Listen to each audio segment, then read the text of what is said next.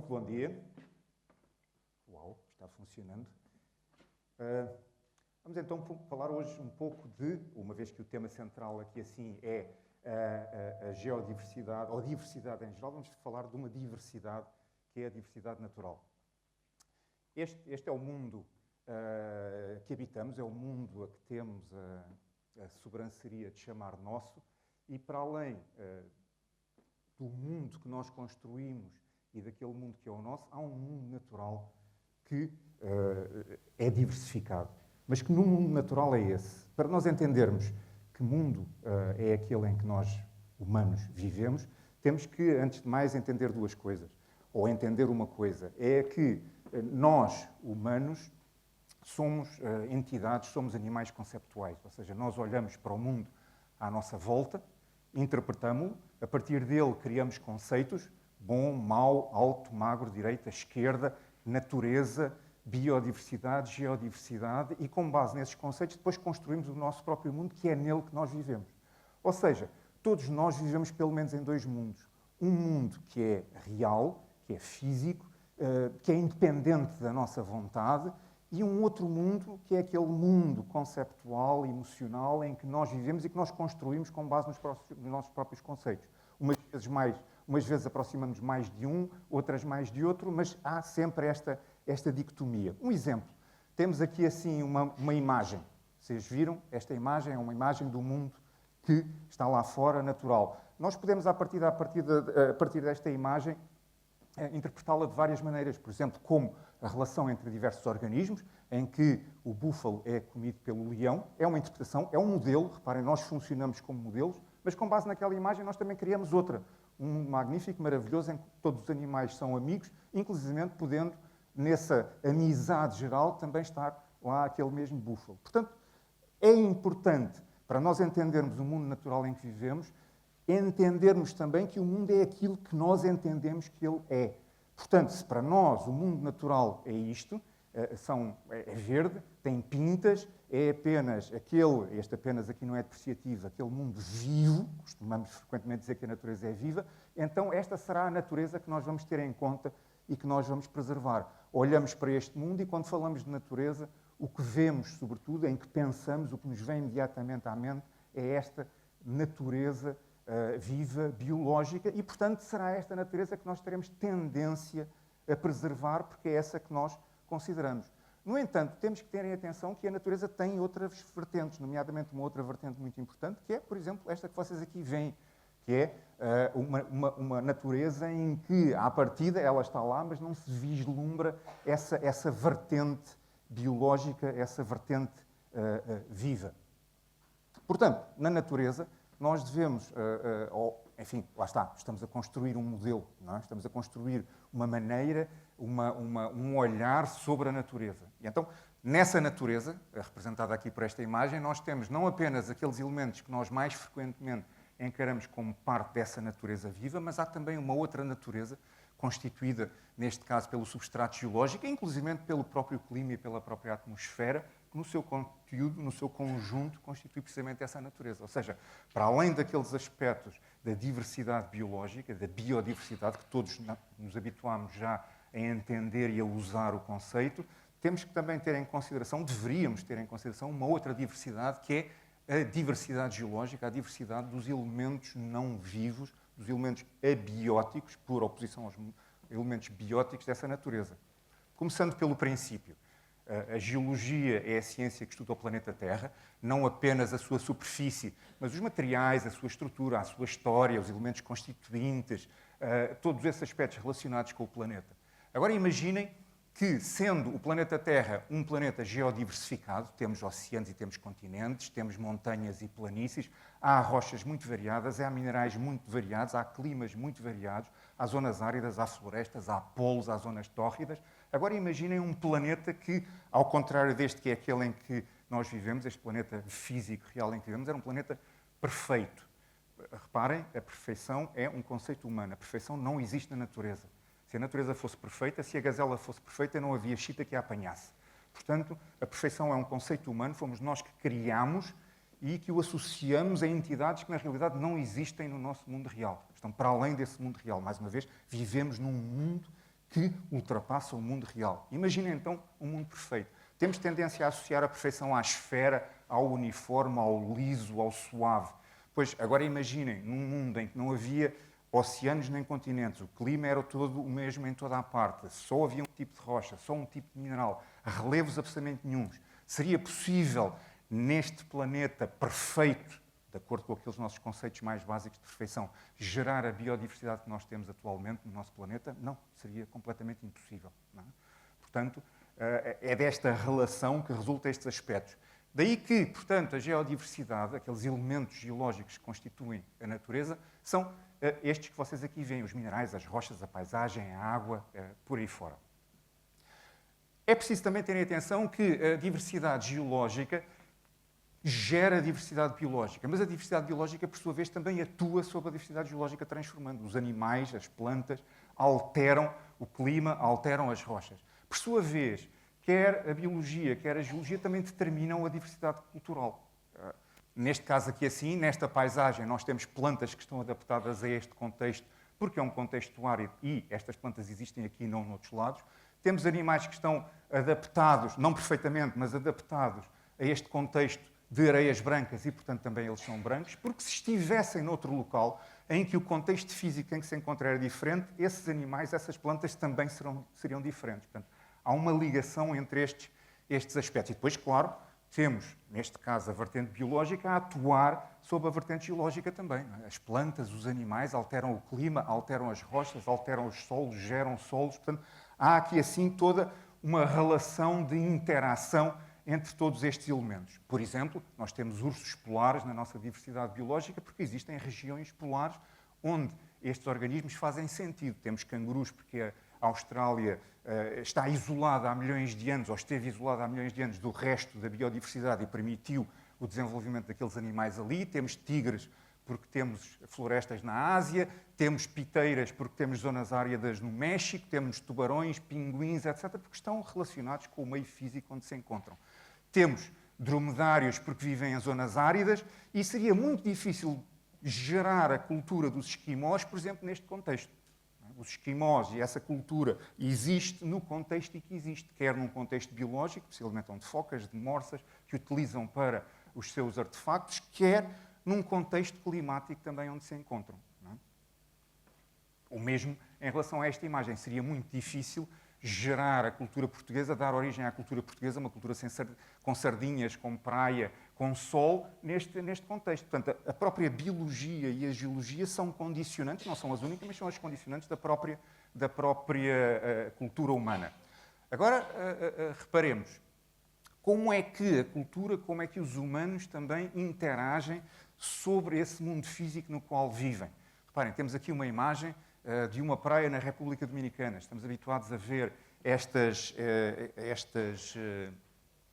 praias como maravilhosas e idílicas. São, certamente, mas noutros locais este é o panorama. Tem aqui um outro exemplo de o resultado da ação da humanidade sobre a natureza. Esta é uma baía no Sri Lanka, em Negombo, um dos primeiros locais no Sri Lanka onde os portugueses chegaram em 1506. E, mais uma vez, vemos aqui, assim, de uma maneira bastante eloquente, o papel, a presença do plástico, para citar apenas um aspecto visível, mais facilmente quantificável de uma maneira quase portanto, empírica e emocional, porque é algo que se vê, e é um material que não existe na natureza, tal como o alumínio não existe na natureza, tal como o tijolo não existe na natureza, tal como o betão não existe na natureza, e que hoje em dia é produzido por nós, humanidade, para construirmos o mundo em que vivemos, em quantidades verdadeiramente avassaladoras. Só para terem uma ideia, todos os anos vão parar ao oceano 8 milhões de toneladas de plástico, que é uma fração das toneladas de plástico, das 2.000 milhões de toneladas de plástico que todos os anos são produzidas e consumidas. 8 milhões de toneladas vão parar aos oceanos todos os anos. E ficam lá. São cerca de 20 toneladas de plástico todos os dias a serem despejados no oceano. Há extrapolações que dizem que daqui a 50 anos haverá mais plástico nos oceanos do que peixe, do que biomassa. Portanto, imaginem. Inclusivamente, estes materiais já estão a entrar nos contextos geológicos. Isto é aqui, é na Trafaria, e vocês estão a ver aqui assim, já na estratigrafia, na constituição da duna, elementos plásticos que já há colegas que falam que são tecnoclastos ou inclusive tecnofósseis. Ou seja, nós já estamos a alterar a natureza a uma escala tal que já é difícil não notar essa alteração. Reparem, esta noção não é nova, esta ideia não é nova. Já há 200 anos, já no século passado, ela era vista e discutida, nomeadamente por um biogeoquímico russo, o Vladimir Ivanovich Vernadsky, que já no princípio do século passado, e isto é a frase que está no seu epitáfio em Moscovo, dizia que «Мы живем в замечательное время, когда человек становится геологической силой, меняющей лик нашей планеты». Atenção, o russo é mais fácil de entender do que se parece, sobretudo de ler. Eu sei porque já experimentei isto noutra ocasião, e se vocês semicerrarem os olhos, vão ver que isto torna muito mais perceptível. Ora, experimentem lá e vejam se não funciona. Portanto, já na altura Vernadsky, uma sumidade, dizia que vivemos numa época extraordinária, numa altura em que a humanidade se está a tornar numa força geológica capaz de mudar a face do planeta. Ele via esta capacidade de mudar o planeta ainda numa perspectiva positiva, ou seja, modificar a face do planeta para melhorar as condições de vida da humanidade. Mas o certo é que hoje em dia nós já estamos a mudar a face do planeta a uma escala tal que começamos a interferir inclusive com a escala geológica.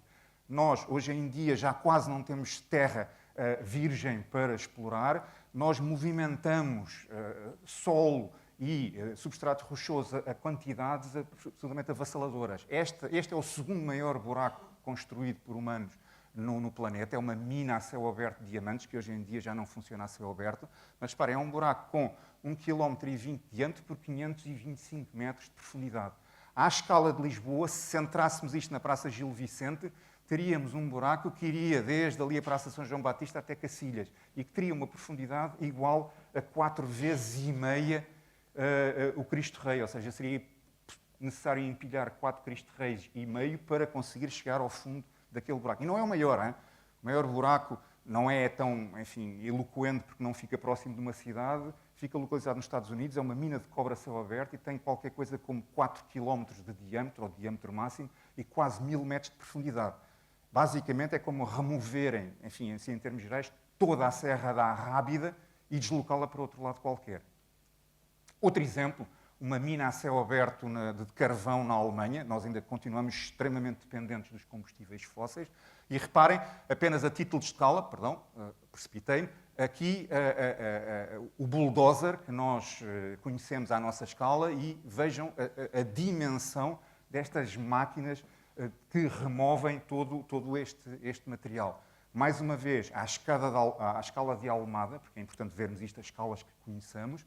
Esta mina, que tem 48 km quadrados, a Almada tem 70 km quadrados de área, esta mina ocuparia basicamente esta área aqui assim. Portanto, agora imaginem todos estes sedimentos, todo este material transportado de um lado para o outro e invariavelmente ir parando aos oceanos, aos rios, aos lagos. Nós estamos realmente a interferir de maneira muito séria no planeta. Daí que, hoje em dia, inclusive alguns colegas já utilizem o termo antropoceno, com o qual podemos concordar ou não concordar, essa é outra discussão, para designar o tempo atual em que vivemos. Um tempo em que a principal força modeladora do meio físico, do planeta físico em que vivemos, é precisamente a humanidade. Já não são os fenómenos biológicos, já não são os fenómenos geológicos, somos nós, humanos, com as nossas atividades, que criamos a maior quantidade de sedimentos, que alteramos a maior quantidade de solos, que produzimos a maior quantidade de materiais artificiais, que induzimos a maior perda de diversidade, quer diversidade biológica, quer diversidade geológica. Já todos estamos habituados, já nos habituámos à ideia de que os grupos biológicos desaparecem, que as espécies de animais e de plantas desaparecem. Pois bem, a diversidade geológica também desaparece. Há rochas que já não existem porque foram completamente exploradas no seu estado natural para construir edifícios. Há materiais, recursos minerais que estão próximos da exaustão. Portanto, nós também eliminamos paisagens, não é, com as nossas cidades, com as nossas construções. Portanto, nós estamos a interferir também ao nível do planeta físico. E, portanto, devido a essa nossa interferência, nós estamos a perder diversidade biológica, diversidade geológica e também diversidade cultural. Outro aspecto que nós não nos apercebemos é que todos os anos se extinguem centenas de línguas e com cada língua falada é uma cultura que desaparece. Nós temos a noção de que uma língua estrangeira é a nossa falada com outras palavras. Não. Uma língua diferente da nossa é uma maneira diferente de ver o mundo porque está estruturada de maneira diferente. Portanto, ao perder essa língua, o português não vai desaparecer, o inglês tampouco, o chinês nunca jamais em tempo algum, pelo menos enquanto houver humanidade. Mas na Amazónia, em África, na Ásia, há línguas locais que desaparecem todos os anos e com essas línguas, essas culturas. Agora, atenção, reparem, não é o planeta que nós temos que salvar. Quem temos que salvar é a humanidade, porque o planeta já sobreviveu a isto e muito pior. Há 65 milhões de anos atrás, um cometa embateu contra o planeta e estima-se cerca de 95% das espécies marinhas de altura pereceram como resultado desse embate. E o planeta sobreviveu e a biodiversidade recuperou e a geodiversidade renovou-se. Agora, uma coisa é certa, nós não estaremos cá para ver a renovação do planeta daqui a milhões de anos se nós o alterarmos ao ponto de o tornar insustentável para nós próprios. Isso é que é preciso terem em atenção. Em suma, e para terminar, uma vez que o tempo não é ilimitado para nós, apenas em conceito abstrato, existe ainda uma natureza que é só uma, o mundo em que vivemos é só um, o mundo cultural, o mundo biológico, o mundo geológico, o mundo natural é apenas um, e essa natureza deve ser preservada e deve ser preservada de modo integrado. Nós não podemos preservar apenas a parte biológica ou a parte geológica ou tentar preservar uma cultura sem preservar a paisagem ou os elementos a ela associados. Seria muito complicado termos santos populares e não termos sardinhas. Seria muito complicado para nós portugueses ir de férias e não pensar pelo menos uns dias de praia. Portanto, se esses elementos não estiverem lá, a nossa cultura perde sentido. E assim termino com esta ideia. Muitíssimo obrigado pela vossa atenção.